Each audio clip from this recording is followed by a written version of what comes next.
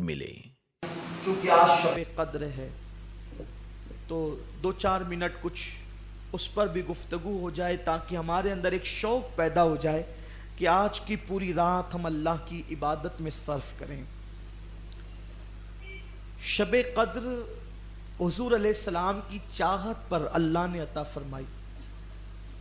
سرکار صلی اللہ علیہ وسلم کو ایک افسردگی تھی کہ اللہ نے دوسرے انبیاء کی امت کو اتنی عمریں عطا کی، کوئی 1200 سال کا ہوا، کوئی 1000 سال کا ہوا، کوئی 500 سال کا ہوا، میری امت کی عمر کم ہے۔ تو اللہ نے محبوب کی افسردگی دیکھ کر کے جبریل کو بھیجا اور ارشاد فرمایا، حبیب تم افسردہ نہ ہونا، اگر ہم نے ان کو 1200 سال کی 500 سال کی عمر دی ہے تو آپ اس پہ افسردہ کیوں ہیں؟ عرض کی مولا وہ 1200 سال کی عبادت لائیں گے اور میری امت 60-70 سال کی عبادت لائے گی تو دونوں برابر کیسے ہوگی؟ میری امت پیچھے ہوگی اور وہ عمل کے میدان میں آگے ہوں گے۔ ارشاد ہوا، حبیب ان کو عمر لمبی دی ہے، تجھے وقت لمبا دیں گے، وہ اس طرح سے کہ تیری امت کو ماہ رمضان میں ایک رات عطا کریں گے جو شب قدر ہوگی، اور اس رات جو عبادت کرے گا اس کو 80 سال کی عبادت سے زیادہ ثواب عطا کریں گے، یعنی وہ رات 1000 مہینے سے افضل ہوگی، خیر من الف شہر، وہ 1000 مہینوں سے افضل ہوگی۔ تو اب کیا ہوگا؟ اگر وہ 1200 سال کی نیکیاں لائیں گے تو وہ 1200 سال کے گناہ بھی تو ساتھ میں لائیں گے، لیکن پیارے تیری امت آگے بڑھے گی، کیوں؟ کیونکہ ان کے گناہ تو 60-70 سال کے ہوں گے اور نیکیاں ہزاروں سال کی ہوگی۔ کیوں؟ اس لیے کہ اگر ایک انسان کو ہر سال 10 سال بھی مسلسل لیلۃ القدر مل جائے تو اس کی نیکیاں کتنی ہو گئی؟ 1000 مہینوں سے بہتر تو ایک ہی رات ہے۔ تو اب اگر اس کو 10-15 راتیں قسمت سے مل جائے اور وہ خوش نصیب جس کو 60-70 مرتبہ یہ رات مل جائے، پھر اس کی شان کیا ہوگی؟ تو اس لیے اس رات کی بڑی برکت ہے۔ اور ایک مرتبہ صحابہ کرام گفتگو کر رہے تھے کہ شب قدر کب ہے، تو چونکہ حدیث ہے کبھی 21 کو ہوتی ہے، کبھی 23 کو ہوتی ہے، کبھی 25 کو ہوتی ہے، کبھی 27 کو ہوتی ہے، کبھی 29 کو ہوتی ہے۔ ڈھونڈنے کا حکم دیا گیا ہے، ڈھونڈنے کا حکم دیا گیا ہے، لیکن جب سب اپنے اپنے اقوال پیش کر رہے تھے تو حبر الامہ سید المفسرین حضرت سیدنا عبداللہ ابن عباس بھی موجود تھے۔ آپ چپ تھے، خاموش تھے، آپ نے کوئی جواب نہیں دیا۔ تو سیدنا فاروق اعظم کہتے تھے کہ جس محفل میں عبداللہ ابن عباس ہوں پھر انہی کو حق پہنچتا ہے کہ وہی فتویٰ دیا کریں، وہی بات کیا کریں۔ سب بولتے ہیں آپ کو حق ہے، آپ کیوں نہیں بولتے؟ آپ بولیے، آپ کے بولنے پہ کوئی پابندی نہیں، آپ بولیے۔ تو سیدنا عبداللہ ابن عباس نے کہا، اگر مجھ سے پوچھتے ہو تو بات یہ ہے کہ پوری کائنات ساتھ پہ گھوم رہی ہے۔ یہ کون کہہ رہا ہے؟ عبداللہ ابن عباس۔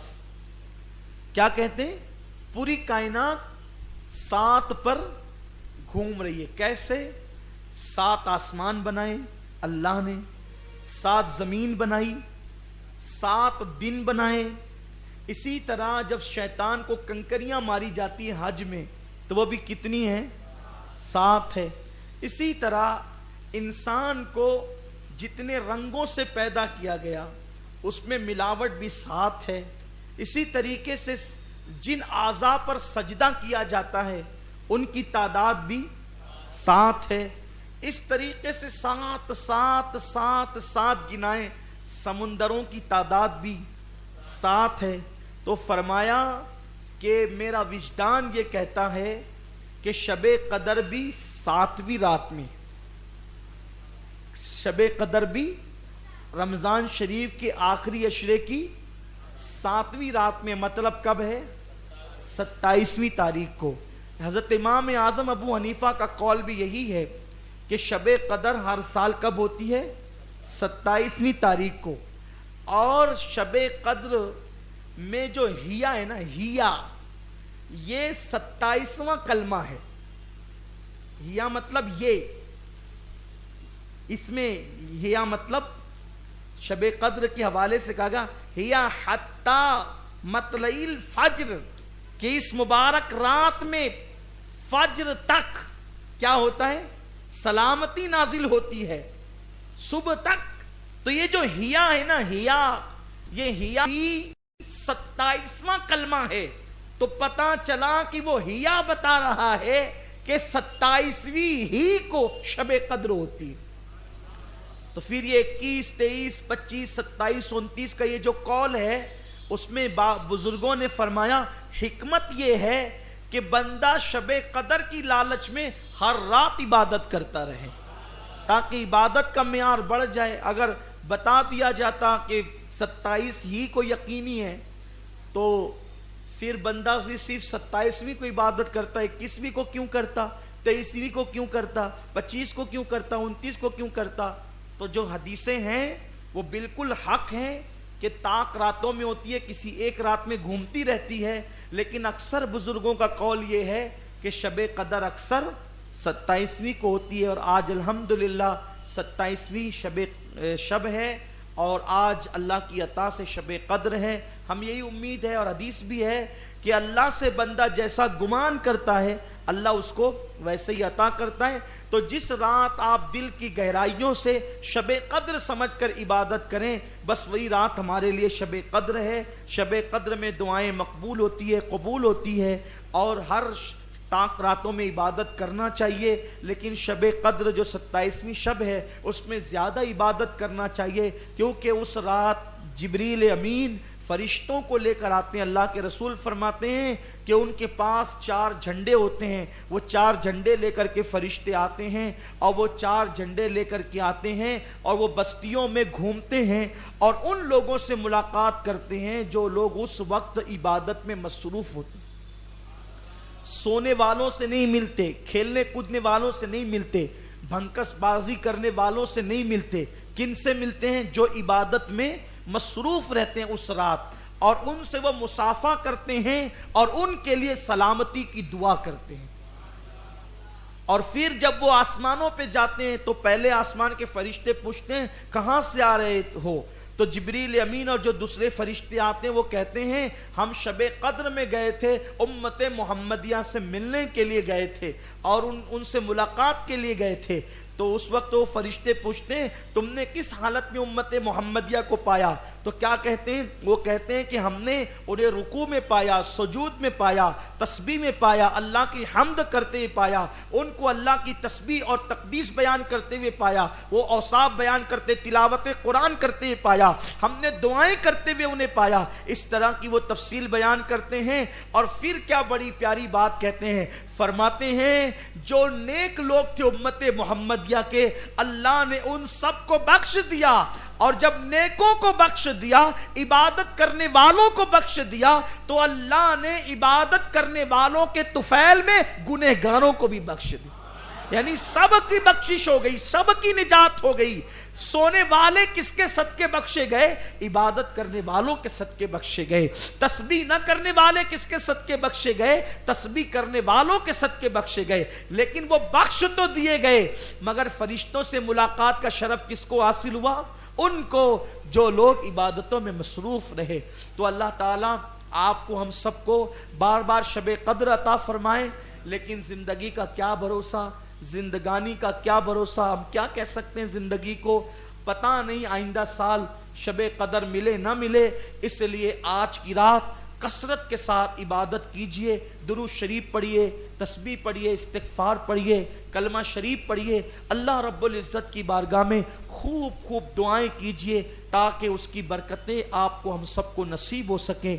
उम्मीद करता हूं कि आप सब आज की पूरी रात दुआ में गुजारेंगे, इबादतों में गुजारेंगे, रब तबारक व तआला को मनाने की और उसको राजी करने की कोशिश करेंगे। अल्लाह से खूब मांगो, खूब मांगो। आज मिलने की रात है, आज की रात 1000 महीनों से अफजल और बेहतर रात है। इंशाअल्लाह इसकी बरकतें अल्लाह आपको हम सबको जरूर नसीब फरमाएगा।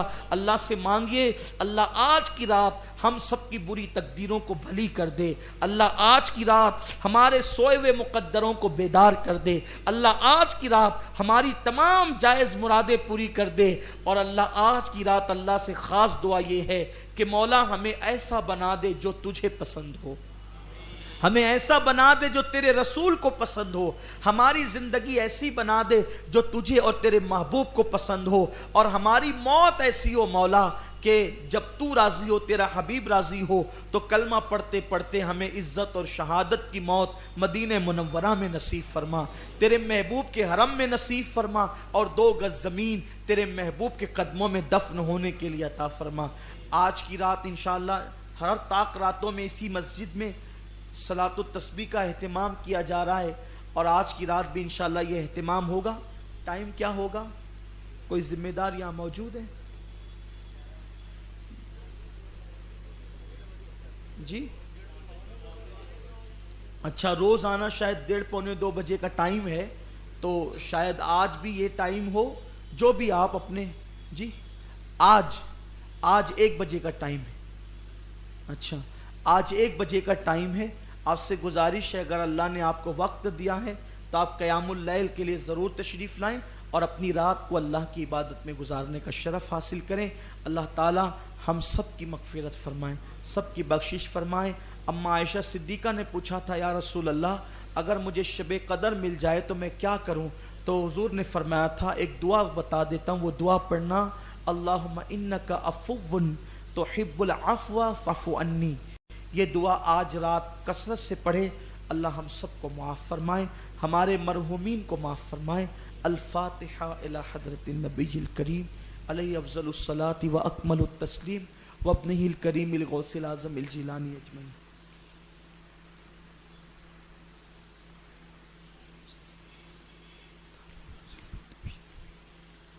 صلی اللہ تعالی علی خیر خلقہ محمد وآلہ وصحبہ اجمعین۔ ان اللہ وملائکتہ یصلون علی النبی یا ایھا الذین آمنوا صلوا علیہ وسلموا تسلیما۔